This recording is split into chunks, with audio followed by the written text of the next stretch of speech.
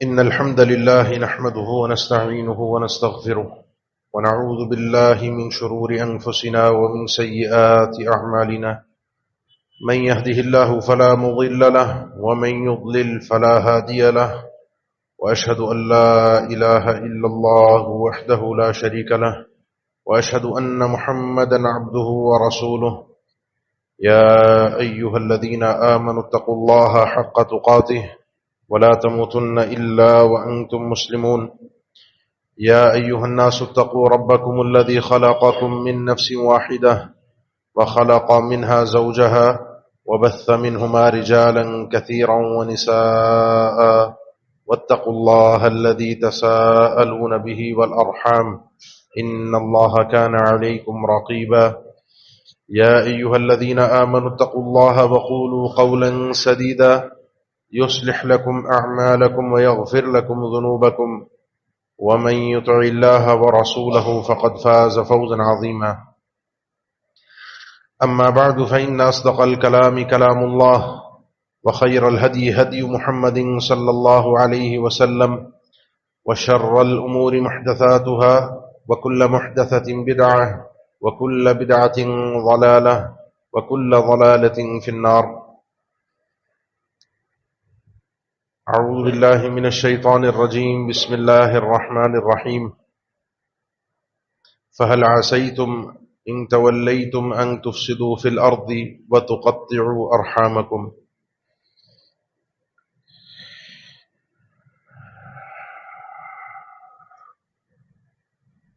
ہمارے معاشرے کے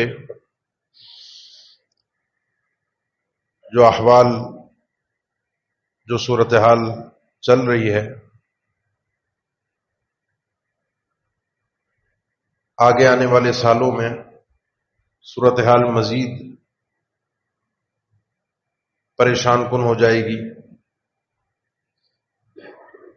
شرعی امور احکامات الہیہ کو اپنے اوپر نافذ کرنے کے اعتبار سے بات کو تھوڑا سا سمجھیے گا میرے ساتھ. شریعت نے ہمیں، دین نے ہمیں 3 طرح کے احکامات دیے ہیں. ایک ہے عقائد، دوسرا ہے عبادات، اور تیسری چیز ہے معاملات. ہم دنیا میں رہتے ہیں، آئے ہیں، ہمارے ساتھ اللہ تعالیٰ نے کچھ لوگوں کو جوڑ کر رکھا ہے. انسان، لفظ انسان کا ماخذ بھی، اس کا مصدر بھی بعض اہل علم نے انسیت سے نکالا ہے. انس، انسان تنہائی میں نہیں رہ سکتا، یہ مانوس ہے، اس کو اپنے ساتھ رہنے کے لیے کچھ اور لوگوں کی، کچھ اور چیزوں کی ضرورت ہے. ہم جس معاشرے میں اس وقت رہ رہے ہیں، جس انداز میں ہم رہ رہے ہیں، یہ ایک نفسا نفسی کا دور ہے. میرا کام ہو جائے، میرا مسئلہ حل ہو جائے، میں اپنی زندگی سنوار جاؤں، میں اپنے ارد گرد جو بھی میرے قریبی ہیں ساری بھلائیاں اور خیر سمیٹ کے یہاں پر اپنے لیے لے آؤں. باقی دوسروں کے لیے کتنی مشکلات ہوں، کتنی پریشانیاں ہوں، مجھے اس سے غرض نہیں ہے. پھر اس پر مستضاد یہ کہ سوشل میڈیا کے ذریعے سے ہمارے آپس کے تعلقات، میل ملاپ وہ مزید کم ہو گئے. کہ جب ایک دور تھا کہ کوئی بیمار ہوتا تھا، عیادت کے لیے لوگ چل کر جاتے تھے، سامنے بیٹھتے تھے، ایک دوسرے کا چہرہ دیکھتے تھے، اس سے ایک مانوسیت ہوتی تھی، 2-4 باتیں ہوتی تھیں، ماحول تبدیل ہوتا تھا. کسی کے غم میں ہم شریک ہوتے تھے تو اس کے ساتھ ہم بیٹھ کر اظہار ہمدردی کرتے تھے، صبر کی تلقین کرتے تھے. کسی کی پریشانی میں اس کے ساتھ کندھے سے کندھا ملا کر شانہ بشانہ کھڑے ہوتے تھے. کسی کی خوشی میں اس کے ساتھ بیٹھ کر اس کی خوشی کو دوبالا کرتے تھے. یہ ساری چیزیں اب سوشل میڈیا پر لا بأس طہور انشاءاللہ جزاک اللہ انا للہ و انا الیہ راجعون، وہ ٹیمپل بنے ہوئے ہوتے ہیں نا، وہ سیدھے ٹیمپلیٹس ہم بنے بنائے دعاؤں کے اب بیچ کے ہم سمجھتے ہیں ہماری ذمہ داری پوری ہو گئی. ممکن ہے کہ کسی حد تک ہم اس فریضے کو ادا کر دیں. میں نہیں کہہ رہا کہ یہ غلط ہے، میں آپ کو یہ بتانا چاہ رہا ہوں کہ ہونا کیا چاہیے. ہمارے تعلقات ہیں، ہماری رشتہ داری ہے، سوشل میڈیا سے اس کو باہر نکالیں، وقت دیں اپنی زندگی کو، اپنے آپ کو. آپ کے اپنے آپ کو وقت دینے کا مطلب یہ ہے کہ جن کی وجہ سے اللہ تعالی نے آپ کو جو ذریعہ بنا کر دنیا میں بھیجا ہے وہ بڑی قیمتی شخصیات ہیں. جن کے لیے اللہ نے آپ کو سبب بنایا ہے وہ بھی آپ کے لیے بڑی قیمتی ہیں. پھر ارد گرد کے آپ کے رشتہ دار وہ بھی بڑے قیمتی ہیں. بات زیادہ طویل نہ ہو، میں اپنے اصل مدعے کو آپ کو سمجھانے کی اب کوشش کرتا ہوں. ہماری رشتہ داریاں ہیں، ہمارے تعلقات ہیں، ہم اکیلے نہیں. 3 سوالات ہیں. پہلا سوال یہ کہ ان رشتہ داریوں میں پہلا حق کس کا ہے، دوسرا کس کا ہے. دوسرا سوال یہ ہے کہ ان رشتہ داروں کے ساتھ جو شریعت نے ہمیں صلہ رحمی کہا ہے وہ کیا ہے، کس طریقے سے پوری ہوگی. اور تیسرا سوال یہ ہوگا کہ کہاں کہاں ہمیں پیچھے ہٹنے کی اجازت ہے، ہمیں کن مواقع پر اپنے رشتہ داروں سے قدم پیچھے کرنے کا، ایک رخ پھیرنے کا شریعت نے حکم دیا ہے یا تعلیم دی ہے. یہ 3 سوالات آپ کو آج سمجھانے ہیں، اور وجہ یہ ہے تاکہ ہم اس فتنے کے ماحول میں اللہ تعالیٰ سے جو ہمارا تعلق ہے، جو کہ صلہ رحمی کے ذریعے سے بنتا ہے، کیونکہ اللہ تعالیٰ نے ایک نہیں کئی ایک روایات ہیں، جب اس رحم کو پیدا کیا، جب مخلوق کو پیدا کیا تو اس رحم کے لیے فرمایا کہ میں نے تجھے اپنے ناموں سے اشتقاق دیا ہے، یہ رحم، رحمان، رحیم، اور جو تجھے ملائے گا میں اسے ملاؤں گا، اور جو تجھے توڑے گا میں اسے توڑ کے برباد کر کے رکھوں گا. یہ تو ہم آخر میں بات کرتے ہیں اس مسئلے پر. اب سوال یہ پہلا پیدا ہوتا ہے، يسألونك ماذا ينفقون قل ما أنفقتم من خير فللوالدين والأقربين واليتامى والمساكين وابن السبيل وما تفعلوا من خير فإن الله به عليم. یہ لوگ آپ سے پوچھتے ہیں، سوال کرتے ہیں، سورہ بقرہ کی آیت ہے کہ کیا خرچ کرنا ہے. اللہ نے فرمایا کچھ بھی خرچ کرو. یہ ہم بات کرتے ہیں کچھ بھی خرچ کرو. پہلے حقدار تمہارے والدین ہیں. آپ صلی اللہ علیہ وسلم نے ارشاد فرمایا کہ اللہ تعالیٰ جب تمہیں کوئی خیر عطا کرے، صحیح مسلم کی حدیث ہے، ابدأ بنفسک فتصدق علیہا، کوئی بھی اچھائی بھلائی ملتی ہے پہلا حق تو تمہارا خود کا ہے. کماتے ہو پہلے اپنے اوپر خرچ کرو. فإن فضل عن نفسک، کچھ اپنے آپ سے بچ جاتا ہے، فلی اہلک، تو تمہارے گھر والوں کا حق ہے. اب گھر والوں میں کون کون آتے ہیں؟ ان اللہ یوصیکم فی امہاتکم، ان اللہ یوصیکم فی امہاتکم، ان اللہ یوصیکم فی امہاتکم. نبی کریم صلی اللہ علیہ وسلم نے 3 دفعہ فرمایا تمہاری ماں تمہارے لیے سب سے پہلے ہے. اللہ تعالیٰ تمہیں حکم دے رہا ہے تمہاری ماؤں کے متعلق. چوتھے نمبر پر والد کا تذکرہ ہے. یہ ماں باپ جو ہوتے ہیں یہ سب سے پہلے اور سب سے بڑھ کر ہے. یعنی قرآن و حدیث میں یہ مسئلہ آپ کو کہیں نہیں ملے گا کہ انسان اپنے ماں باپ کو صدقہ، خیرات اور زکوٰۃ دے سکتا ہے. اس مسئلے پر نہ قرآن و حدیث میں گفتگو ہے، نہ اہل علم نے گفتگو کی ہے. اس مسئلے کو ڈسکس ہی نہیں کیا گیا کہ آپ نے اپنے ماں باپ کو زکوٰۃ، خیرات، صدقہ دے سکتے ہیں. کیوں؟ کیونکہ میں جو کچھ بھی ہوں اور میرے پاس جو کچھ بھی ہے وہ پہلے اس کے حقدار میرے ماں باپ ہیں. آغاز وہاں سے ہوگا. اس کے بعد اولاد ہے. حالانکہ اولاد، بیوی، بچے، اہل، ان کی ذمہ داری ایک مرد پر فرض ہوتی ہے. اگر ادا نہیں کرے گا بارگاہ الہی میں پکڑ ہے. اور اگر ان کا خیال رکھتا ہے، نفقہ سکنا، ان کے واجبات کو پورا کرتا ہے نیت کے ساتھ، اذا انفق الرجل على اهله وهو يحتسبها انك لن تنفق نفقة تبتغي بها وجه الله الا اجرت عليها. صحیح مسلم میں ابو مسعود رضی اللہ تعالیٰ عنہ کی حدیث ہے، بخاری مسلم میں سیدنا سعد بن وقاص سے آپ صلی اللہ علیہ وسلم نے فرمایا تھا کہ اپنے بیوی بچوں پر اگر خرچ کرتے ہو اس نیت سے کہ اللہ نے حکم دیا ہے، حکم الہی کی تکمیل میں اللہ سے اجر کی امید میں، تو تمہارے لیے اجر ہوگا.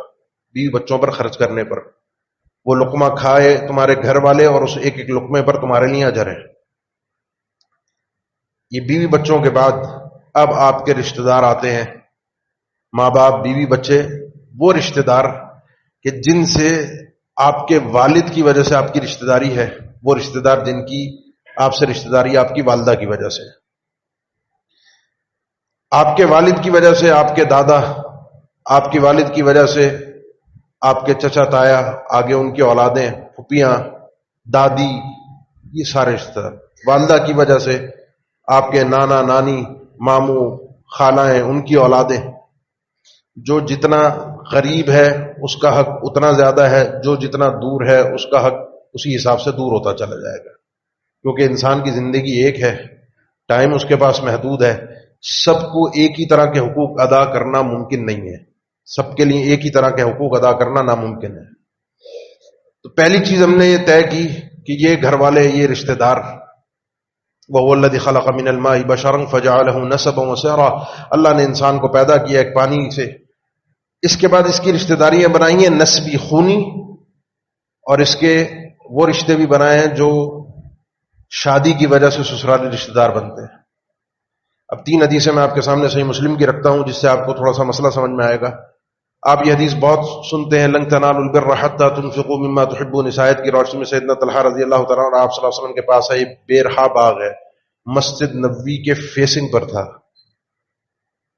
یعنی مسجد نبوی، اس باغ کا قبلہ جو تھا وہ مسجد نبوی کی جانب تھا. آج کے اہل علم نے، اہل تاریخ نے، اہل سیر نے ذکر کیا کہ آج کی حالیہ جو مسجد نبوی بنی ہوئی ہے، اس مسجد نبوی کے اندر ان کا باغ شامل ہے، پچھلی سائڈ پہ، آخری جانب پہ. اتنا قریب تھا، قیمتی باغ تھا، مہنگا ترین باغ تھا.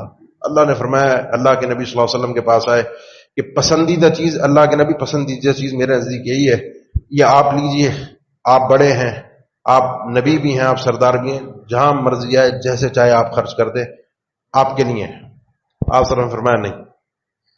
پہلے تو آپ نے تعریف کی، کیا جو تم نے خرچ کیا نا، یہ بخن بخن، یہ بخ بخ، ذا کمال رابح، یہ بڑا ہی شاندار سودا کیا ہے تم نے، بڑا ہی شاندار سودا کیا ہے. یہ دنیا کا مال دینے سے انسان کو آخرت کی کامیابیاں بڑی نصیب ہوتی ہیں. ہم بات کرتے ہیں آگے.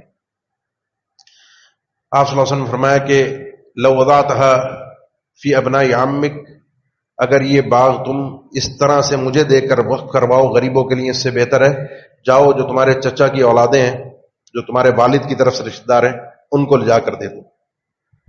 آپ کی بیوی میمونہ رضی اللہ تعالیٰ عنہ، یہ بھی صحیح مسلم کی حدیث ہے، ان کے پاس ایک لونڈی تھی، آزاد کر دیا. عورت اپنے مال میں خود مختار ہے، اپنے شوہر سے پوچھنے کی اجازت کی شریعت نے پابندی نہیں لگائی. جو اس کا اپنا ذاتی مال ہے اس میں جو چاہے کرے، اپنے شوہر سے اجازت کی ضرورت نہیں ہے. آزاد کر دیا. آزاد کرنے کے بعد جب اللہ کے نبی صلی اللہ علیہ وسلم سے ملاقات ہوئی، ان کے دن ان کے پاس پہنچے، تو انہوں نے آپ صلی اللہ علیہ وسلم سے کہا، اللہ کے نبی وہ لونڈی تھی، میں نے اس کو اللہ کے لیے آزاد کر دیا.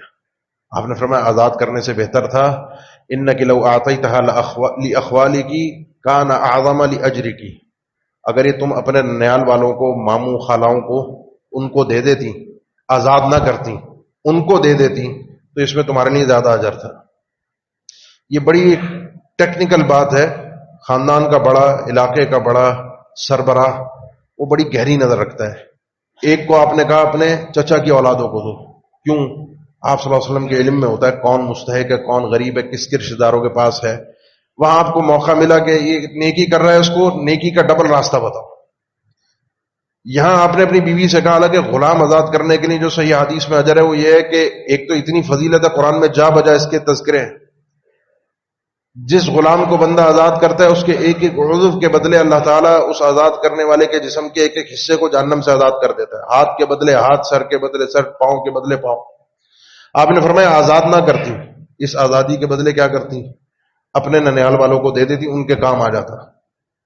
یہ لونڈی ان کے کام آتی، آزادی سے بہتر تھا ان کو دے دو. یہ 2 رشتہ داروں کی نوعیتیں ہو گئیں. تیسری نوعیت ہے زینب الثقفیہ رضی اللہ تعالیٰ عنہ، عبداللہ بن مسعود رضی اللہ عنہ کی بیوی ہیں، بخاری مسلم کی حدیث ہے. یہ واقعہ جو میں نقل کر رہا ہوں یہ صحیح مسلم کے الفاظ ہیں. اللہ کے نبی صلی اللہ علیہ وسلم سے فرمان سنا، تصدقنا یا معاشر النساء ولو من حلیکن، عورتوں تم صدقہ کیا کرو. اور خصوصی طور پہ آپ صلی اللہ علیہ وسلم نے صدقے کی تلقین عورتوں کو فرمائی ہے. اور دوسری حدیثوں میں علت بھی موجود ہے، فإنی رأیتکن اکثر حطب النار، تمہاری اکثریت جہنم میں جائے گی، جہنم سے بچنے کے لیے صدقہ بہت مفید ہے. ان کو فرمایا خواتین سے خطاب کرتے ہوئے اپنے زیورات بھی بیچ کے صدقہ کرنا پڑے کر دینا. زیورات کسی کام نہیں آئیں گے. دنیا کی شوشا ہے، مرنے کے بعد اولاد لڑتی ہے اس چھین جھپٹنے کے لیے کس کے ہاتھ میں جائے گا، کس کے ہاتھ میں جائے گا، کس کے ہاتھ میں جائے گا، میرے کیا کام آیا، میں تو چھوڑ کے دنیا سے چلا گیا۔ اپنے کام لینا ہے تو اپنے کام لینے کے لیے آپ کو اللہ کی راہ میں آگے پہلے دے دو۔ سن کر آئیں، آ کر اپنے شوہر سے کہا کہ انک رجل خفیف ذات الید، تم غریب آدمی ہو، تمہارے ہاتھ میں زیادہ پیسے نہیں ہیں، اللہ کے نبی سے مجھے صدقے کا کہا ہے، میں صدقہ کرنا چاہتی ہوں، جا کر اللہ کے نبی سے پوچھ کر آؤ کہ اگر یہ صدقہ میں تمہیں دے دیتی ہوں میری طرف سے ہو جائے گا، قبول ہو جائے گا، کفایت کر جائے گا۔ کیونکہ ایک طرح کا معاملہ کیا ہے، شوہر پر ذمہ داری ہے کہ اپنے بیوی بچوں پر خرچ کرے، شوہر کی ذمہ داری ہے۔ بیوی اگر شوہر کو زکوٰۃ صدقہ دیتی ہے تو پلٹ کر وہ اسی کے اوپر خرچ ہوگا، لیکن ذریعہ اور سبب تبدیل ہو جاتا ہے۔ آپ صلی اللہ علیہ وسلم کے سامنے جب گوشت آپ نے پوچھا کہاں ہے، صبح کو پک رہا تھا، فرمایا وہ تو بریرہ کو رضی اللہ تعالیٰ عنہ کسی نے صدقہ دیا تھا، سیدہ عائشہ کی لونڈی تھی، ان کو کسی نے صدقہ دے دیا، اور لوگ یہ کرتے تھے، اللہ کے نبی صلی اللہ علیہ وسلم صدقہ قبول نہیں کرتے تھے، ہدیہ لیتے تھے اور اس کو بھی پلٹا کر دیتے تھے، یعنی اس کا عوض عطا کرتے تھے، بڑے غیرت مند آدمی تھے۔ اس لیے لوگ محبت میں کہ اللہ کے نبی تک پہنچ جائے، صدقہ آپ کے گھر والوں کی جو آپ کی بیویاں تھیں ان کے غلام ہوتے تھے ان کو دے دیا کرتے تھے کہ آپ تک پہنچ جائے گا، صدقہ آپ نہیں لیتے، وہ انہوں نے لے لیا۔ آپ نے فرمایا یہ اس کے لیے صدقہ ہے، وہ چیز جو ہے اس ذریعے سے اس تک پہنچی، وہ صدقہ تھا، وہ میرے لیے حرام تھا، لیکن اس کے ذریعے سے مجھ تک پہنچے گی وہ ہے ہدیہ، اور ہدیہ میرے لیے حلال ہے۔ اسی طریقے سے بیوی اپنے شوہر کو زکوٰۃ صدقہ دے گی، یہ بعد میں جو اس کے اوپر پلٹ کر آئے گا وہ شوہر اس کے اوپر فرضی خرچ کر رہا ہوگا۔ اپنے شوہر کو کہا جا کے پوچھو، شوہر نے کہا میں نہیں پوچھتا، تمہارا مسئلہ ہے تم خود پوچھو۔ پھر ریبہ اور شک کی بھی بات ہے نا کہ بندہ جا کے خود پوچھے، گویا کہ اس نے اپنی بیوی کو خود کہا ہے۔ اللہ کے نبی کے پاس پہنچی ہیں، سید زینب خود بیان فرماتی ہیں رضی اللہ تعالیٰ عنہ، کہتی میں پہنچی تو ایک انصاری خاتون دروازے پر ایک اور کھڑی تھی، ان کا بھی نام زینب ہے بعض روایات میں، فرماتی ہے حاجتی حاجت ہوا، جو میرا مسئلہ تھا وہی اس عورت کا بھی مسئلہ تھا، اس نے بھی یہ سوال کرنا، میں نے بھی، بہرحال واقعہ طویل ہے، وقت نہیں ہے۔ سیدنا بلال آئے، ان کے ذریعے سوال پوچھوایا، آپ صلی اللہ علیہ وسلم نے المہم یہ کہ پوچھا کون سی زینب ہے، ساری تفصیلات لی، سوال بتایا گیا سیدنا بلال کے ذریعے سے رضی اللہ تعالیٰ عنہ کے ذریعے سے کہ یہ خواتین پوچھ رہی ہیں اپنے شوہر کو ہم صدقہ دے سکتے ہیں؟ آپ صلی اللہ علیہ وسلم نے فرمایا ڈبل اجر ہوگا، ایک صدقے کا اور ایک رشتہ داری نبھانے کا، ڈبل ثواب ملے گا، رشتہ داروں کو دینے کا ڈبل ثواب ملے گا۔ فجعلہ نسبا وصہرا، آپ کی میری رشتہ داریاں والد کی طرف سے ہیں، والدہ کی طرف سے ہیں، اور یہ سسرالی بیوی بچے یہ آپ کی اور میری ساری رشتہ داریاں ہیں۔ حتیٰ کہ اہل علم نے اس پر بھی گفتگو کیا، حافظ ابن حجر نے فتح الباری میں ذکر کیا ہے کہ ترتیب ہے نا، کس کو پہلے آپ نے قریب کرنا ہے، اس میں والد والدہ بچوں کے بعد دادا کا حق پہلے یا بھائیوں کا حق پہلے ہے؟ وراثت میں دادا پہلے آتا ہے بھائیوں سے عمومی طور پہ، جمہور اہل علم کے مطابق، بھائی بعد میں، یعنی میں اگر فوت ہو گیا تو میرے وارثین میں اگر اولاد نہیں ہے، بیٹے نہیں ہے، والد نہیں ہے، دادا حیات ہے، بھائی حیات ہے، دادا کو ملے گا، بھائیوں کو نہیں ملے گا۔ یہ اتنی باریکی سے بتانے کا مقصد یہ اتنی باریکی سے جو یہ مسئلہ حل کیا گیا ہے جس کو ہم نے آج ہوا میں اڑا کے رکھ دیا ہے، سوچتے ہی نہیں ہے۔ رشتہ داریوں کی ہم پر ذمہ داریاں ہیں، ہم ایسے آزاد پیدا نہیں ہوئے، ہم سے جب کل قیامت کے دن بارگاہ الہی میں حساب و کتاب ہوگا تو اس میں یہ چیزیں بھی شامل ہوں گی، ان چیزوں کے متعلق پوچھا جائے گا۔ بات آگے میں کر رہا ہوں تو پہلا مسئلہ یہ حل ہوا کہ رشتہ دار کون ہے، پہلا کون ہے، دوسرا کون ہے، تیسرا کون ہے، تاکہ اسی حساب سے آپ نے ان کے ساتھ چلنا ہے۔ دوسرا مسئلہ یہ ہے، دوسرا سوال یہ ہے کہ کیا کرنا ہے، صلہ رحمی کیا ہے، کس طرح ملانا ہے۔ آغاز میں اس میں 3 باتیں نوٹ کر لی، شریعت نے 3 طرح کے لوگ ذکر کی ہیں رشتہ داری میں۔ ایک وہ ہے جو ملتا ہی نہیں ہے، منہ موڑ کے جا رہا ہے، سلامی نہیں کر رہا، تعلق ہی نہیں رکھتا، یہ بدترین آدمی ہے، اس کا انجام آخر میں آئے گا۔ دوسرے نمبر پر وہ آدمی ہے سلام کیا، وعلیکم السلام، کیا حال ہے، اس نے بھی پلٹ کے حال پوچھ لیا۔ عید پہ مبارکباد کا میرے رشتہ دار نے مجھے میسج بھیجا، میں نے بھی پلٹ کے خیر مبارک کہہ دیا۔ میسیجز پہ یہ ہے نا آج کل تو ساری رشتہ داری، ملنا تو بہت کم ہو گیا۔ تو انہوں نے شادی میں بلایا، ہم نے بھی بلا لیا، انہوں نے ہمیں شادی میں اتنے پیسے رکھے، ہم نے بھی اتنے پیسے دے دیے، انہوں نے نہیں رکھے، ہم نے بھی نہیں رکھے۔ یہ کہتے ہیں مکافی، اس کو حدیث میں مکافی کہا گیا ہے. یہ برابر برابر والا آدمی ہے، بس یہ نکل گیا لیکن یہ کامیاب آدمی نہیں. کامیاب آدمی کون ہے؟ جو صحیح بخاری کی حدیث ہے، آپ صلی اللہ علیہ وسلم نے فرمایا لیس الواصل بالمکافی، ایک واصل ہے ایک مکافی ہے. مکافی بدلہ برابر برابر کا دینے والا. ہمارے یہاں ساری رشتہ داریاں تقریباً اسی مکافات پر قائم. جو جیسا ملتا ہے ویسا ملو. کوئی منہ موڑتا ہے منہ موڑو، کوئی سلام کرتا ہے بس جواب دو، کوئی اچھے طریقے سے ملتا ہے اس سے اچھے طریقے سے ملو. جو جیسا ہے ویسے اس کے ساتھ رہو. یہ شریعت میں قبول نہیں ہے. شریعت میں ہے الواصل. وہ آدمی وہ ہے جو ملاتا ہے، اور ملانا کہتے ہیں توڑنے کو، ٹوٹی ہوئی چیز کو. جو نہیں ملتا یہ اس سے ملتا ہے، جو سلام نہیں کرتا یہ اس سے جا کے سلام کرتا ہے، جو تعلق نہیں رکھتا یہ اس سے تعلق رکھتا ہے. یہ جوڑنے کی اور ملانے کی کوشش کرتا ہے. یہ ہے صلہ رحمی اصل. آپ کے والد والدہ ناراض ہیں، آپ چاہے وہ آپ اپنے آپ کو حق پر سمجھتے ہو، آپ اپنے آپ کو حق پر سمجھتے ہو، آپ کے والد والدہ اگر ناراض ہیں اور آپ حق پر ہیں، بارگاہ الہی میں یہ حق قبول ہی نہیں ہے. جب ماں باپ کو اللہ نے کہا ہے کہ ان کو اف نہیں کہنا. اف کب کہتا ہے انسان؟ غصہ کب کرتا ہے؟ لڑتا کب ہے؟ جب سامنے سے غلط بات ہوتی ہے. اچھی بات پہ تھوڑی اف ہوتا ہے. ماں باپ کی غلط بات پہ کسی بھی نوعیت کے اظہار کی اجازت نہیں ہے. ماں باپ سے فوراً تعلقات بحال ہونے چاہیے، معافی مانگنی چاہیے. جو میں ذکر کرنا چاہ رہا ہوں اگلا سوال، وہ ماں باپ پہلے ہیں، اولاد ہے، آپ کے دادا دادی رشتہ دار ماموں خالائیں ان کی اولادیں. کرنا کیا ہے؟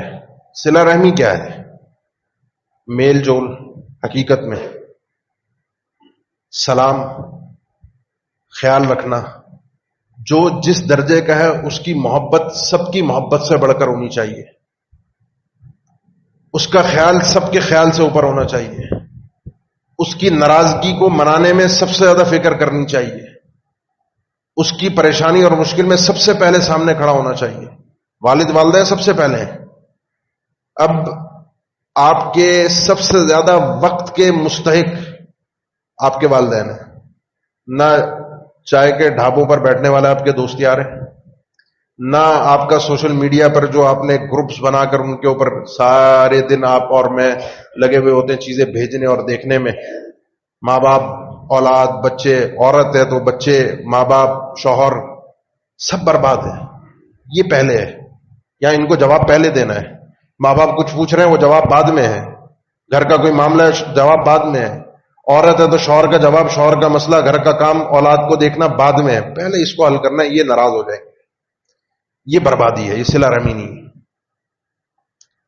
ان کا حق سب سے پہلے ہے. اور سب سے زیادہ اہم ترین چیز تینوں مرحلوں میں انہیں تین چیزیں: واصل، مکافی اور مقاطع. قاطع، واصل اور مکافی، ان تینوں چیزوں میں جو تعلق کی نوعیت ہے ان میں سب سے زیادہ مضبوط ترین چیز جس سے تعلق بنتا ہے، ایک فطری چیز ہے، وہ ہے پیسوں کے ذریعے سے.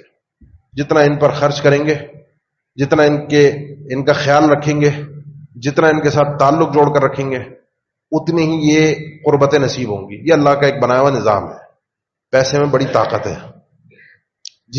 جو کوئی مفت میں دے دیتا ہے میں اگلی دفعہ اس سے اٹھ کر ملتا ہوں. اسی لیے مسند احمد اور مستدرک حاکم میں حسن درجے کی حدیث ہے. آپ صلی اللہ علیہ وسلم نے ارشاد فرمایا افضل الصدقۃ الصدقۃ علی ذی الرحم الکاشح. افضل ترین صدقہ وہ ہوتا ہے جو انسان صدقہ کرتا ہے اپنے اس رشتہ دار پر جو کہ کاشح ہے. کاشح کا معنی وہ ہوتا ہے جو دل میں بغض، نفرت، کینہ، عداوت چھپا کے رکھتا ہے، نفرتیں چھپا کر رکھتا ہے. اس کے اوپر صدقہ کرنا سب سے زیادہ افضل ہے. ادفع باللتی ہی احسن فاذا الذی بینک وبینہ عداوۃ کانہ ولی حمیم. برائی کا جواب برائی سے دینا اجازت ہے، وجزاء سیئۃ سیئۃ مثلھا، لیکن برائی کا جواب اچھائی سے دینا یہ مومن کی شان ہے. اور اگر ایسا کرتے رہو گے مستقل تو ایک دن دیکھنا کہ جو تمہارا دشمن ہے وہ ایک دن تمہارا قریبی ترین دوست بن کے بیٹھ جائے گا. اس کی برائی ہے، تمہاری پلٹ کے اچھائی ہے. اس کا منہ موڑنا ہے، تمہاری طرف سے اچھائی ہے. اور اس کاشح پر صدقہ کرنے سے یہی فائدہ ہوتا ہے کہ اس کے دل کے اندر کا بغض اللہ تعالیٰ ختم فرما دیتا ہے. اس کے اندر محبت پیدا ہوتی ہے, نفرتیں اور عداوتیں ختم ہوتی ہیں. یہ انداز, یہ اسلوب, وقت نکال کے خوشی غمی میں ساتھ کھڑا ہونا, محبت میں, اکرام میں, عزت میں, احترام میں, کیونکہ میرے پاس دینے کے لیے دو چیزیں ہیں, ایک وقت ہے اور ایک پیسہ ہے. یہ دونوں چیزیں میں نے سب سے پہلے اپنے رشتہ داروں کو دینی ہے. دوستی یاری تعلقات, ان کا کوئی مجھ سے سوال نہیں ہوگا. کوئی آج تعلق میں کل نہیں ہوگا. بہت سے ہوتے ہیں ہمارے تعلقات ہوتے ہیں, ختم ہو جاتے ہیں, بھول جاتے ہیں, کبھی مل گئے سلام دعا ہو گئی. میں آج آپ کے پاس آیا ہوں, ملاقات ہوئی, سلام دعا ہوئی, میں چلا جاؤں گا, نہ آپ مجھے جانتے ہیں نہ میں آپ کو جانتا ہوں. میں آپ کا زیادہ خیال کروں, آپ میرے لیے زیادہ مر مٹ رہے ہوں, یہ عقل مندی نہیں ہے, نہ یہ شریعت کا مقصود ہے. آپ کے لیے سب سے پہلے آپ کے والدین ہیں, آپ کے بیوی بچے ہیں, آپ کے اس کے ساتھ دادا دادی, نانا نانی, پھپھیاں, خالائیں, چچا, ماموں, تایا, یہ سارے آپ کے جو رشتہ دار ہیں, ان کی اولادیں, ان کا خیال رکھنا, ان کے کاموں کو پورا کرنا. یعنی حافظ بن حجر نے ذکر کیا ہے کہ اگر ایک جملے میں بات کی جائے کہ کیا کرنا ہے, تو کہا ہر خیر ان تک پہنچانے کی کوشش کرو, ہر برائی سے ان کو بچانے کی کوشش کرو. کوئی مسئلہ, کوئی پریشانی, کوئی معاملہ ہے, ان کے ساتھ کھڑے ہو. کوئی برائی ہے, کوئی مسئلہ ہے, وہ دور کرنے کی کوشش کرو. کوئی اچھائی ہے, کوئی بھلائی ہے, وہ ان تک پہنچانے کی کوشش کرو. یہ تو تھی باتیں وہ جو عام طور پہ آپ سنتے رہتے ہیں. میں نے آپ کو ایک ترتیب میں سمجھا دیا, بتا دیا. ان آیات اور احادیث کو میں نے ذکر نہیں کیا جو عام طور پہ اس مسئلے میں آپ لوگ سنتے ہیں. ان باتوں پر میں ابھی نہیں آیا. اصل مسئلہ جس پر آنا ہے, جس کو سمجھانا ہے آپ کو, وہ بہت کم ذکر ہوتا ہے, کیونکہ وہ اصل مسئلہ ہے. کیونکہ جب میں باتیں کر رہا ہوں, آپ اس طرح کی آیات اور احادیث صلہ رحمی کی سنتے ہیں, آپ کے ذہن میں ابھی بھی یقیناً بہت سارے سوالات ہوں گے. میرا فلاں رشتہ دار ہے, انتہائی گھٹیا اخلاق کا آدمی ہے. کوئی عورتیں ہوتی ہیں نا آپس میں, نند بھاوج کے مسئلے, ساس بہوؤں کے مسئلے, خواتین ہوتی ہیں نا جمعے میں, خواتین آتی ہیں یہاں پہ جمعے میں, یہ عورتوں کے مسئلے, عورتوں کے آپس کے جھگڑے. فلاں ہم پر جادو کرتا ہے, فلاں نے ہمارا حق مارا ہے. وراثت کے بڑے بڑے خاندانی جھگڑے, زمینوں پر قبضے, گھروں پر قبضے, کاروبار پر قبضے. وہ بہن بھائی جو بچپن سے ایک ساتھ کھیلتے کودتے ہنستے بڑے ہوئے, کیسے ایک دوسرے کے لیے مال و دولت کی خاطر, وہ مال و دولت جو ان کے ماں باپ کا تھا, ان کے دنیا سے جانے کے بعد دشمن بن جاتے. اب آپ کہہ رہے ہیں کہ جی وہ تو میرا مال حق کھا گیا, اس نے مجھ پر جادو کیا ہے, وہ بد اخلاق آدمی ہے, اس سے ملو تو منہ موڑتا ہے, اس سے ملو تو وہ تانے دیتا ہے, اس سے ملو تو وہ پریشان کرتا ہے. میں کیا صلہ رحمی کروں, میں کیا کروں؟ یہ سوال عام سوال ہے. اس سوال کے دو جواب ہیں. ایک, آپ کا اگر کوئی خاص مسئلہ ہو, خاص نوعیت ہو, خاص شر اور ایذا آپ کو پہنچتی ہو کسی رشتہ دار سے, اس خاص مسئلے کے متعلق آپ اپنا خاص سوال پیش کر کے خاص جواب لے سکتے ہیں. وہ پورا آپ کو ٹیکنیکلی طور پہ بتایا جائے گا کتنی آپ کے لیے اجازت ہے پیچھے ہٹنے کی اور کتنی آگے بڑھنے کی اجازت ہے. ہر مسئلے کا ایک جواب نہیں ہوتا, ہر شر کا ایک ہی طریقے سے اس کو فیس کرنا نہیں ہوتا. ہر ایک مسئلے کا الگ الگ ٹیکنیکل حل ہے, لیکن ایک جنرل جواب ہے. جو دوسرا جواب ہے وہ یہ ہے, 3 احادیث ہیں اللہ کے نبی صلی اللہ علیہ وسلم کی. آپ صلی اللہ علیہ وسلم سے ایک سوال ہوا کہ اللہ کے نبی یہ بتائیے, آپ صلی اللہ علیہ وسلم نے فرمایا ایاکم الدخول علی النساء, دیکھو عورتوں کے پاس اکیلے مت جایا کرو, کیونکہ رشتہ دار ہے نا, یہ ہمارے گھروں میں ان کا جانا عام ہے. کوئی عام آدمی میرے گھر میں نہیں آ سکتا, میں کسی عام بندے کے گھر میں نہیں جا سکتا. کوئی رشتہ دار ہے, قریبی ہے, کوئی بھائی ہے, کوئی اور ہے, کوئی کزن ہے, کوئی دادا کا گھر ہے, نانا کا گھر ہے, ادھر تو میں جا سکتا ہوں. وہاں محرم بھی عورتیں ہوتی ہیں, غیر محرم عورتیں بھی ہوتی ہیں. گھر میں آپ جا رہے ہیں, کبھی دادا ہے, نہیں ہے, کوئی آپ کی ایسی کزن ہے کہ جو آپ کے لیے محرم نہیں ہے. آپ اپنے بھائی کے گھر گئے, آپ کی بھابھی آپ کے لیے محرم نہیں ہے. آپ نے فرمایا عورتوں کے پاس اس طریقے سے اکیلے مت جاؤ. لوگوں نے پوچھا, سوال کیا, اللہ کے نبی ہم جو ہے ارائیت الحم, ہم کہتے ہیں جو بھی شوہر کے رشتہ دار ہیں, شوہر کے رشتہ داروں میں اس کے بھائی بھی شامل ہیں, اس کے والد بھی شامل ہیں, اور بھی شوہر کی نسبت سے جو بھی اس کے مرد رشتہ دار ہیں وہ سب ہے. تو یہ مرد رشتہ دار اگر گھر میں آتے ہیں اور عورت کوئی اکیلی ہے، فرمایا یہ تو موت ہے. اس انداز میں شوہر کے کسی رشتہ دار کا گھر میں آنا کہ عورت اکیلی ہے، یہ موت ہے. موت کس کی؟ ایمان کی. کیونکہ جہاں کہیں دو مرد اور عورت اکیلے ہوں، تیسرا شیطان ہوتا ہے. آپ کہیں ہم کتنے پاکیزہ ہیں، ہماری یہ سوچ ہی نہیں ہوتی، ہماری تو بھابھی ہیں، ہمیں تو انہوں نے پالا ہے. آپ کے ساتھ کوئی بھی مسئلہ ہو، شریعت کا حکم اپنی جگہ پر اٹل ہوتا ہے. اللہ نے ہمیں پیدا کیا ہے، اللہ ہماری رگ رگ سے واقف ہے. الا یعلم من خلق وهو اللطیف الخبیر واللہ یعلم وانتم لا تعلمون. کیا تمہیں پیدا کرنے والا تمہیں نہیں جانتا؟ تم کہاں سے بھٹکو گے، بہکو گے؟ تمہاری کمزور رگ کون سی ہے؟ محرم محرم ہوتے ہیں، غیر محرم غیر محرم ہوتے ہیں. اب یہاں پر ایک لمٹ ہمیں شریعت نے سمجھائی ہے. میں صرف آپ کو لمٹ بتا رہا ہوں. رشتہ دار ہے لیکن جہاں کہیں خطرہ ہوا عزت کا، شریعت نے لمٹ کر دی کہ نہیں، پیچھے ہو جاؤ، قدم پیچھے ہوں گے، جانے کی ضرورت ہی نہیں ہے، ملنے کی ضرورت ہی نہیں ہے، یہاں کوئی رشتہ داری نہیں ہے. دوسری حدیث آپ صلی اللہ علیہ وسلم نے فرمایا لیس منا من خبب امرأة علی زوجها. اس آدمی کا ہم سے کوئی تعلق نہیں ہے کہ جو کسی عورت کو اس کا دماغ خراب کرتا ہے، بھڑکاتا ہے، آگ لگاتا ہے اس کے شوہر کے خلاف. وہ ہم میں سے نہیں ہے. یہ وعید ہے اس آدمی کے لیے، اس کمبخت انسانی شیطان کے لیے جو گھروں میں رشتوں کو برباد کرنے کی کوشش کرتا ہے. وہ کوئی بھی ہو.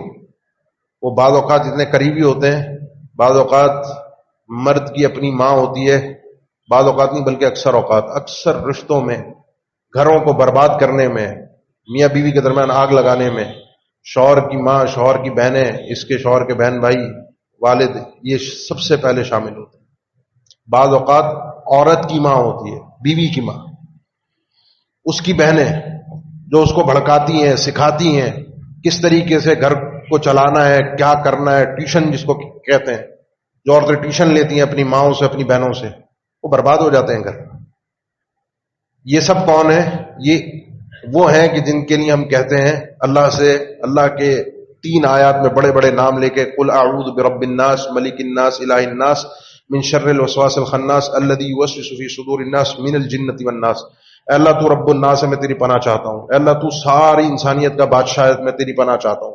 تو ساری انسانیت کا الہ ہے، سب تیری ہی عبادت کرتے ہیں، تو ہی عبادت کے لائق ہے، میں تیری پناہ چاہتا ہوں ان لوگوں سے. من شر الوسواس الخناس، یہ کمبخت جو پلٹ پلٹ کے بار بار وار کر کے وسوسے ڈالتے ہیں. کوئی وسوسہ شیطانی ہوتا ہے، من الجنۃ والناس، 2 طرح کے، جنوں میں سے بھی اور انسانوں میں سے بھی وسوسے ڈالنے والے. اس آیت کے دونوں مفہوم ہیں. وسوسے ڈالنے والے بھی، جن کے اوپر وسوسہ ڈالا جاتا ہے. تو وسوسے ڈالنے والے من الجنۃ والناس، وہ جنوں میں سے بھی ہوتے ہیں، انسانوں میں سے بھی ہوتے ہیں. جنوں کا وسوسہ اندر سے، شیطانی وسوسہ اندر سے ہوتا ہے. انسانوں کا وسوسہ یہی کان میں، اس نے یوں کیا تم یوں کرو، وہ یہ ایسا ہے، وہ تمہاری بیوی ایسی، تمہارا شوہر ایسا، وہ ادھر گیا اس نے یوں کیا، وہ فلاں پہ خرچ کرتا ہے، اپنے بہن بھائیوں کو دیتا ہے، تمہیں نہیں دیتا، تم اس کے.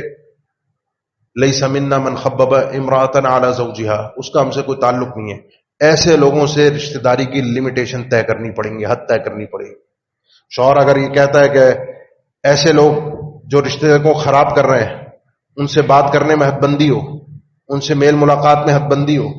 ختم نہیں کرنا تعلق توڑنا نہیں ہے، لیکن انسان اپنے آپ کو اذیت میں مبتلا کر دے، اپنے گھر کو برباد کر دے، اپنے اوپر جادو کرواتا رہے، اپنا مال لٹواتا رہے، یہ بھی شریعت نے آپ کو اور مجھے تعلیم نہیں دی. رشتہ ختم کرنے کی بھی تعلیم نہیں دی، لیکن اس آدمی سے جو موذی ہے، جو تکلیف پہنچا رہا ہے، اس کی تکلیف کی حد بندی طے کر کے اس سے اسی حد میں دور رہنا یا دور رکھنا، یہ لازمی ہو جاتا ہے. یہ لازمی ہو جاتا ہے. لیکن رشتہ ختم نہیں ہوگا، کیونکہ سب سے بڑا جرم اور گناہ آپ جانتے ہیں وہ کیا ہے؟ شرک ہے. اللہ کے نبی صلی اللہ علیہ وسلم کی بیویاں غالباً میمونہ ہی ہیں. صحیح مسلم کی حدیث ہے، انہوں نے کہا میری والدہ آ رہی ہیں، مشرکہ ہیں، مکہ سے آ رہی ہیں، اور یہ اس دور میں آ رہی تھی جب مکہ والوں کے ساتھ معاہدہ ہوا تھا، صلح حدیبیہ ہوئی تھی. تو ملنے کے لیے آ رہی ہیں، وہ چاہتی ہیں میں ان سے وہی راغبۃ، وہ میرے سے بڑی امید لے کر آ رہی ہیں کہ میں ملوں گی، خدمت کروں گی. ہے کافرہ، کیا میں ملوں؟ آپ نے فرمایا بالکل، سلی امکی، اپنی ماں سے پوری رشتہ داری نبھاؤ، ماں ہے تمہاری. ہے مشرکہ وَإِن جَاهَدَاكَ عَلَىٰ أَن تُشْرِكَ بِي مَا لَيْسَ لَكَ بِهِ عِلْمٌ فَلَا تُطِعْهُمَا وَصَاحِبْهُمَا فِي الدُّنْيَا مَعْرُوفًا. قرآن نے ہمیں بتایا ماں باپ تمہارے خود کافر اور مشرک ہوں وہ الگ بات ہے، وہ تمہیں کفر اور شرک کا حکم دیں تو بات نہیں ماننا ان کی، لیکن رشتہ ختم ہو گیا، تعلق ٹوٹ گیا نہیں. وَصَاحِبْهُمَا فِي الدُّنْيَا مَعْرُوفًا، کیونکہ ماں باپ ہیں، یہ صرف ماں باپ کے لیے ہیں، یہ حکم ماں باپ کے لیے ہیں. چونکہ ماں باپ ہیں ان کا خیال رکھنا، ان کی ذمہ داریوں کو پورا کرنا، ان کی خدمت کرنا، ان کا ساتھ دینا دنیا کے معاملات میں، وہ اللہ نے فرمایا اچھے طریقے سے پورا کرنا. شرک کے باوجود بھی ماں باپ کے ساتھ رہنا ہے، ان کی خدمت کرنی ہے، اور حکم دے تب بھی کرنی ہے.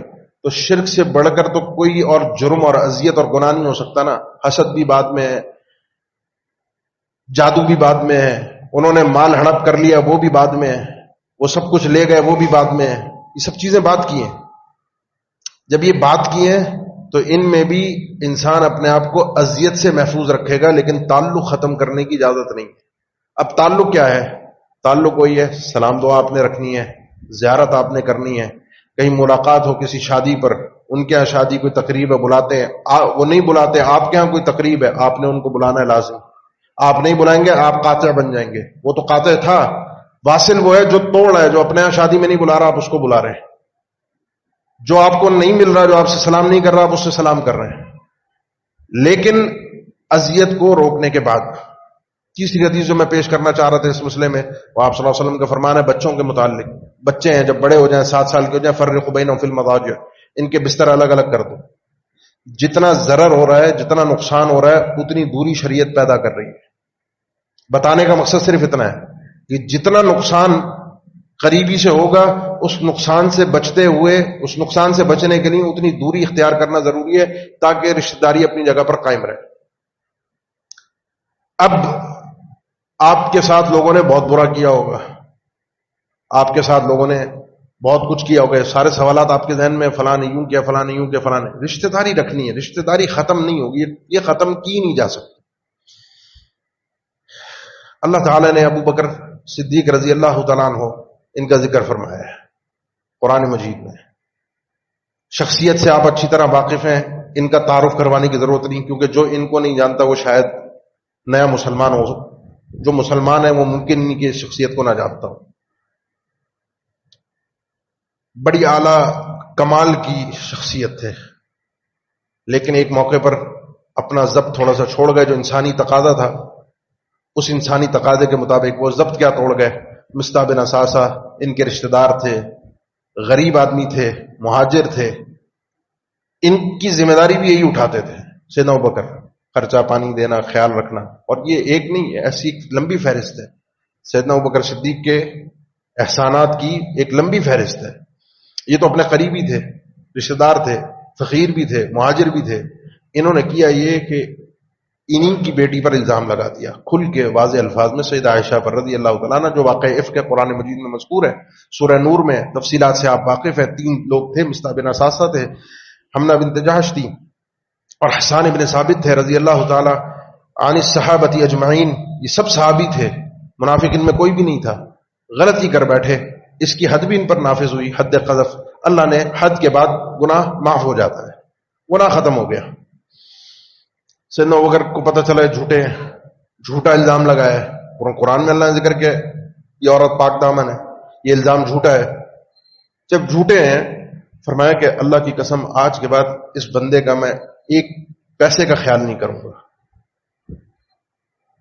بشری تقاضے کے حساب سے میں ہوں نا، تو اس پوزیشن میں میرے الفاظ یہی ہوں گے کہ بھائی جس تھالی میں کھا رہے اسی تھالی میں چھید کر رہے، یا آستین کا سانپ. میں تو یہی کہوں گا، میرے اگر رشتہ دار میرے ساتھ یہ کرے میں نے تو یہی کرنا ہے. اور کبھی زندگی میں پلٹ کے میں شکل نہیں دیکھوں گا، کبھی زندگی میں پلٹ کر. آپ کے رشتہ داروں نے کیا کیا ہوگا آپ کے ساتھ؟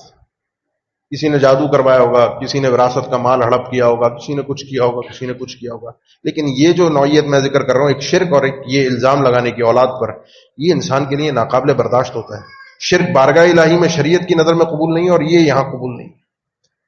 اللہ تعالیٰ نے فرمایا وَلَا يَأْتَلِ أُولُو الْفَضْلِ مِنْكُمْ وَالسَّعَةِ أَن يُؤْتُوا أُولِي الْقُرْبَى والمساکین والمہاجرین فی سبیل اللہ ولیعفوا ولیصفحوا ولا تحبون ان یغفر اللہ لکم. اللہ تعالیٰ نے فرمایا یہ جو اہل فضل ہیں، بڑے لوگ جو ہوتے ہیں، ان کو قسمیں نہیں اٹھانی چاہیے. ان کے شایان نشان نہیں ہے ایک مومن کے، ابو بکر صدیق جیسی شخصیت کے یہ شایان نشان نہیں ہے کہ وہ ایسی قسم اٹھائیں کہ آج کے بعد کسی مسکین مہاجر کو اللہ کی راہ میں جو دے رہے تھے وہ نہیں دیں گے. اب اتنے بڑے مسئلے کے بعد اللہ نے فرمایا، حالانکہ اس شخصیت پر مصطفی بن اساسہ پر حد لگ گئی تھی، ان کا غلط ہونا ثابت ہو چکا تھا، حد نافذ ہو گئی.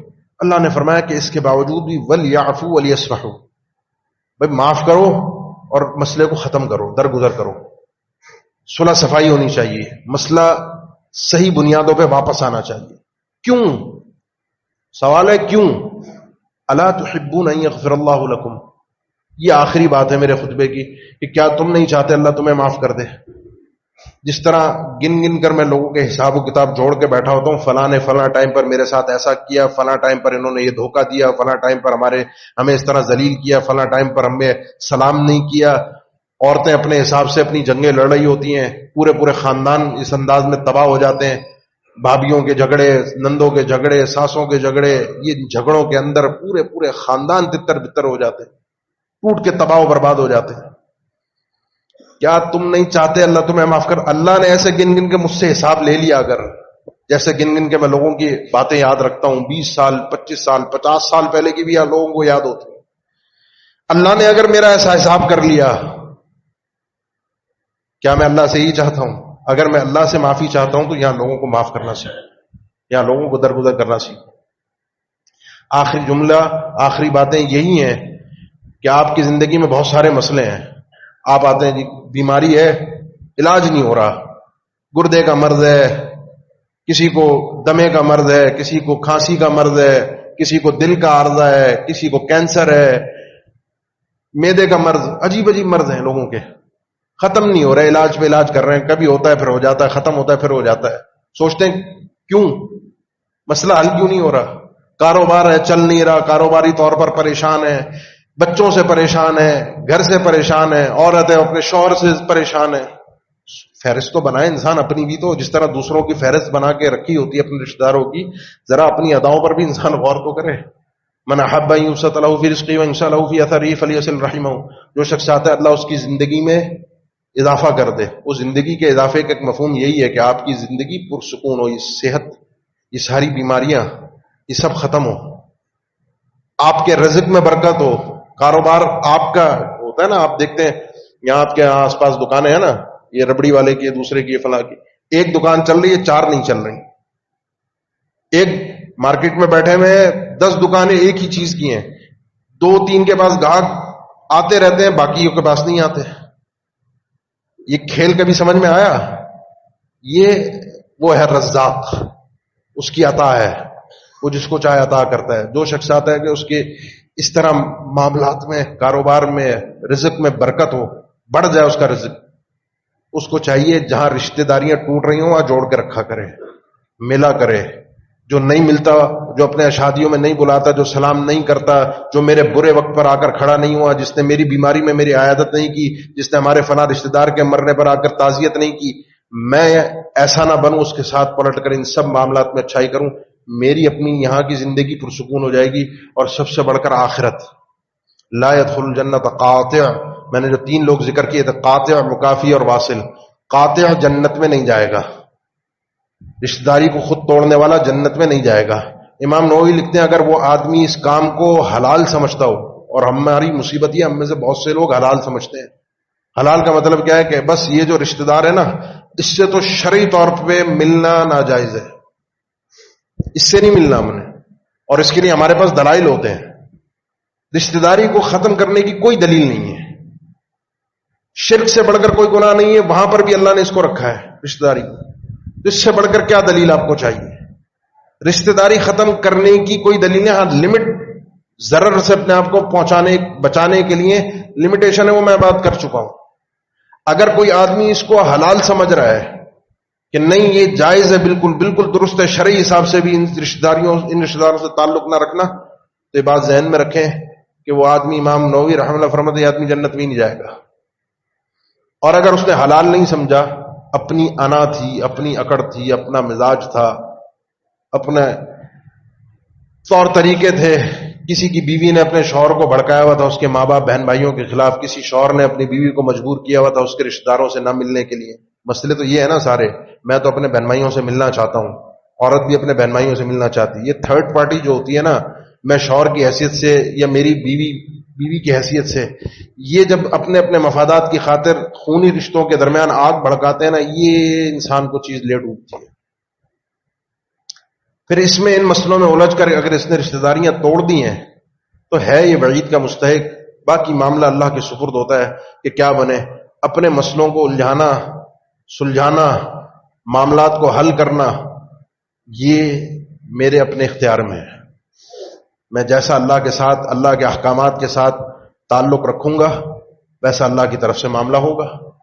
معاملے اللہ حل کرتا ہے، مسئلے اللہ حل کرتا ہے، لیکن اللہ نے جو اسباب بتائیں، جو ذریعے بتائیں، میں ان کو چھوڑ کے چاہوں نہیں اللہ میرا ویسے ہی مسئلہ حل کر دے. بارگاہ الہی میں ایسا نہیں ہے معاملہ. بارگاہ الہی میں اس طریقے سے مسئلہ نہیں چلتا. اس لیے آئیے واپس پلٹ کے آئیے، اپنے آپ کو، اپنے معاملات کو سدھاریے، اور اپنے ذہن میں اب جمعے کے بعد یہاں سے فہرست بنا کے اٹھیے. اور فہرست کیا ہو؟ کس سے میں لڑاؤں؟ آج آپ کی چھٹی ہوگی یہاں شہر میں، کوئی کام کاج مصروفیات ایسی نہیں ہے، اور اگر ہو بھی تو چھوڑ دیں. کام ہو بھی تو چھوڑ دیں، پہلے کام ہے. کوئی پتہ نہیں ہے بھائی، شام نصیب ہو نہ ہو، کیونکہ مرنے کے بعد بہت سے کھڑے ہوتے ہیں کاش موقع مل جاتا، صلح صفائی ہو جاتی، کاش تعلقات بن جاتے. مرنے کے بعد ان باتوں کا فائدہ نہیں رہتا. اس لیے کہیں کوئی تعلق میں اونچ نیچ ہے، اپنے ماں باپ سے لڑے بیٹھے ہیں. مجھے دکھ ہوتا ہے بعض اوقات قضیے سن کے، اولاد نے اپنے ماں باپ پر کیس کیا ہوا ہوتا ہے، کورٹ میں کیس چل رہا ہوتا ہے، ماں باپ کو پیشی بھرنی پڑتی ہے، اولاد نے کیس کیا ہوا ہے. اور یہ میں کوئی ہوائی بات نہیں کر رہا، یہ سچی باتیں ہیں. یہ وہ باتیں جو لوگ بتاتے ہیں آ کے، اور اس کو سن کے نا دل کلیجہ چھنی ہو جاتا ہے کہ کیسی اولاد ہے جو یہاں پر اپنے ماں باپ کو عدالت کے کٹہرے میں کھڑا کر رہی ہے، کل بارگاہ الہی میں اس کا پتہ نہیں کیا بنے. تو اس لیے کہیں کوئی ایسے الجھاؤ ہیں، تناؤ ہیں، تعلقات خراب ہیں، کم از کم کچھ نہ کیجئے، ان کے شر سے بچیے ضرور اگر وہ شریر لوگ ہیں، لیکن تعلق کو جوڑ دیجئے، جا کے سلام کر لیجئے، پہل کر لیجئے، کوئی ہدیہ لے جائیے، کوئی مٹھائی لے جائیے، کوئی تحفہ لے جائیے، کوئی سوٹ لے جائیے اپنے بہن بھائیوں کے لیے، ان کے رشتہ داروں کے لیے، جہاں جہاں جس سے جو قضیے خراب ہیں اللہ کے لیے آج آپ ختم کریں گے یہاں پر. الا تحبون ان یغفر اللہ لکم، کیا تم نہیں چاہتے اللہ تمہیں بخش دے؟ اقول قولی هذا واستغفر الله لي ولكم، آخر دعوانا ان الحمد لله رب العالمين. الحمد لله على احسانه والشكر له على توفيقه وامتنانه، واشهد ان لا اله الا الله وحده لا شريك له تعظيما لشأنه، واشهد ان محمدا عبده ورسوله الداعي الى رضوانه صلى الله عليه وعلى اله واصحابه واخوانه وسلم تسليما كثيرا. اما بعد، جہاں سے شروع میں نے بات کا آغاز کیا تھا کہ یہ رشتہ داری فزیکل ہے، حقیقت میں ہے، میل جول سے ہے. یہ چہروں کے تاثرات، الفاظ، یہ میل جول، ہاتھ ملانا، گلے ملنا، کسی کو مبارکباد دینا، اس کی خوشی انہی چیزوں سے ہوتی ہے. یہ سوشل میڈیا پر، واٹس ایپ پر میسج بھیج کر یہ سمجھ لینا ذمہ داری پوری ہو گئی، یہ ہماری، شاید میں اگر کہوں جملہ برا لگے آپ کو، لیکن کم ظرفی ہے.